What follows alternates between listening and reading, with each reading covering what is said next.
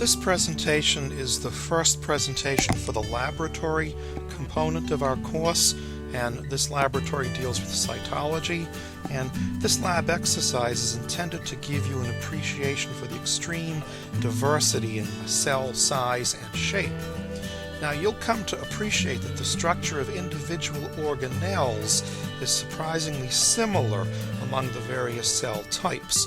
But the concentration and distribution of organelles within different cell types varies considerably with the individual cell function. You're going to be responsible for identification of the different cell types that we show in this presentation, but only after we introduce them to you in our lecture presentations. So this is just intended to be an overview to help you begin to get started in the laboratory.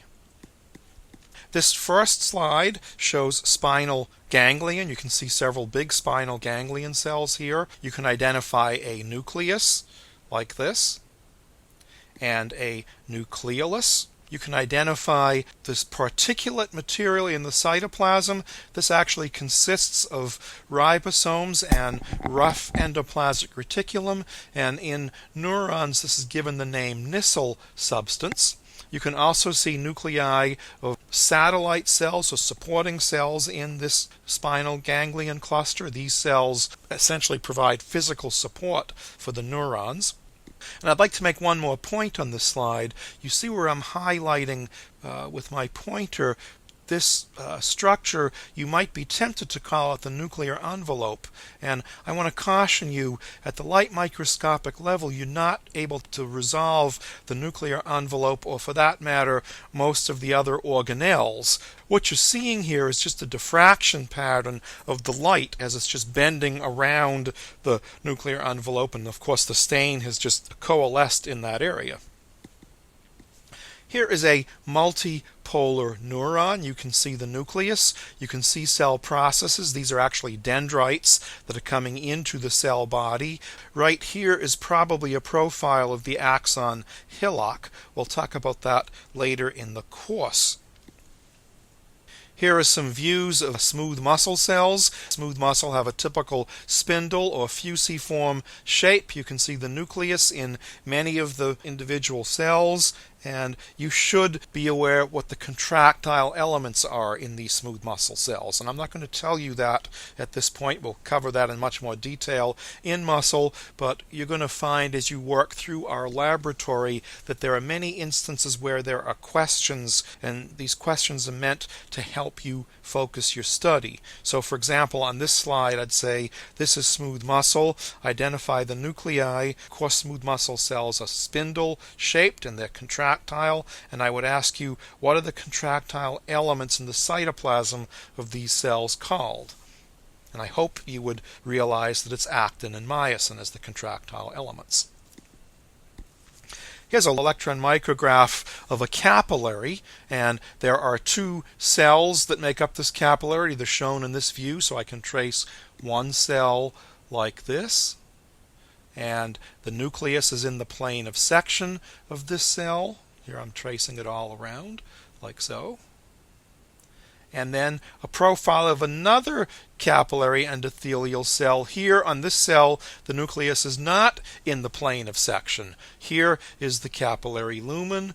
On the next slide, we're going to show a higher power view of the junction between these two endothelial cells. I want to point out for you on the low power, you can see a lot of micropinocytotic vesicles. This would be how material traverses this capillary lumen, and the luminal diameter in capillaries is just barely big enough to accommodate a red blood cell. You don't necessarily appreciate that yet on this electron micrograph, but you're going to come to realize as you go through the histology laboratories that you can identify red blood cells in tissue sections, and oftentimes you can identify capillaries as just the very smallest vessel that contains a single red blood cell. Here is a higher power view of the junctional complex between these two capillary endothelial cells. You can see the nice detailed view of the plasma membrane on one cell and on another cell. You can see some junctional complexes highlighted here between these endothelial cells. Here would be the capillary lumen. Here is a profile of some of these micropinocytotic vesicles. And here is the basal lamina. Another question to help focus your study: what is the composition of the basal lamina, and what cells are responsible for the synthesis of the basal lamina? I'm not going to answer those questions for you here. Those are things that I would like you to look up to focus your study. We will, of course, come to these as we progress through the course. Here is a profile of the wall of the small intestine. The small intestinal wall is made up of simple columnar epithelial cells. You can see the nuclei of these columnar epithelial cells. You can see the lumen of the GI tract here, this slit-like lumen, because this is a relatively high-power light micrograph. These blue cells are goblet cells. They, of course, secrete a mucus-type material that we will talk about when we get into the GI tract in more detail. This mucus material is important for the function of the GI tract. On the next slide, we're going to show a higher power image at the electron microscopic level of an area like this. So we'll be looking at the details of the brush border. Here is the brush border. This is essentially elaborate membrane folding into microvilli. This membrane folding functions to increase the surface area. So if I go back for 1 minute, here is the lumen, and here it is on this slide. So this is the portion of one cell, the portion of a second cell, the portion of another cell, and yet the portion of another cell again. Here is the adsorbed glycocalyx that we'll talk about later in the course. And in this high power view of some of these epithelial cells, you can see some organelle profiles. So for example, here are a couple of mitochondria. Here are a few more mitochondria. This is a fairly high power view of rough endoplasmic reticulum. You can note the dilated cisternae at some profiles. They're highlighted by these little dark asterisks, and you can clearly see the individual ribosomes bound onto this rough ER. This is an unusual preparation of a spinal ganglion. The stain here is osmium impregnation. I don't expect you to know that, but the dark colors from this osmium impregnation are highlighting the Golgi apparatus. You're going to come to appreciate that the Golgi tends to pick up heavy metal staining, and so at the light microscopic level, it's an easy way to view the Golgi.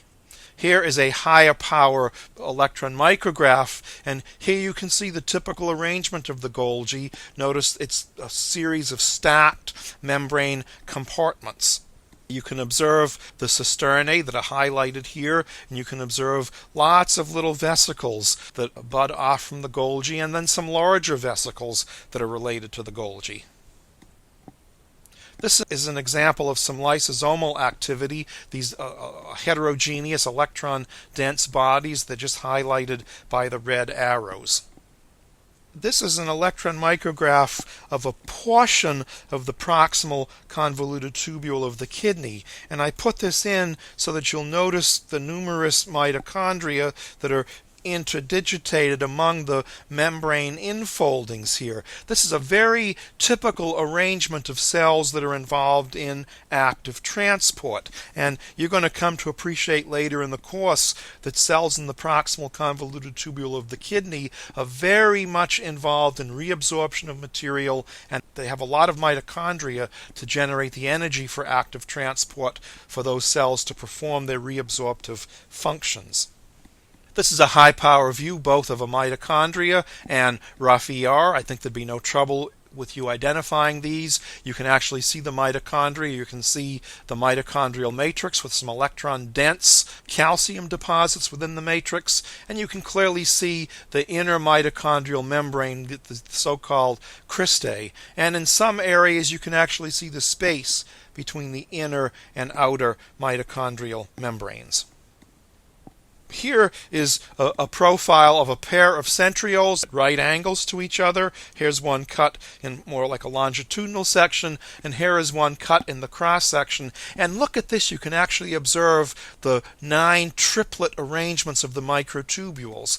And if you count around, there's 1, 2, 3, 4, 5, 6, 7, 8, 9 triplet microtubules that make up the structure of these centrioles.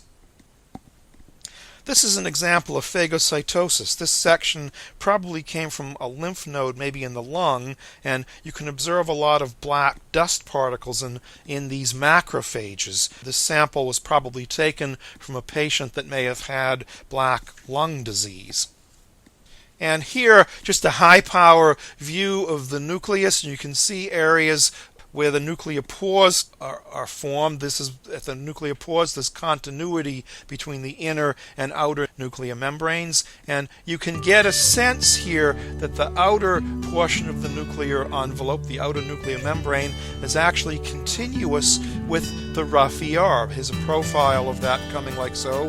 Here you get a sense of some ribosomes bound to the rough ER, and so it goes without saying that the space between the inner and outer membranes of the nuclear envelope is in continuity with the luminal space of the ER.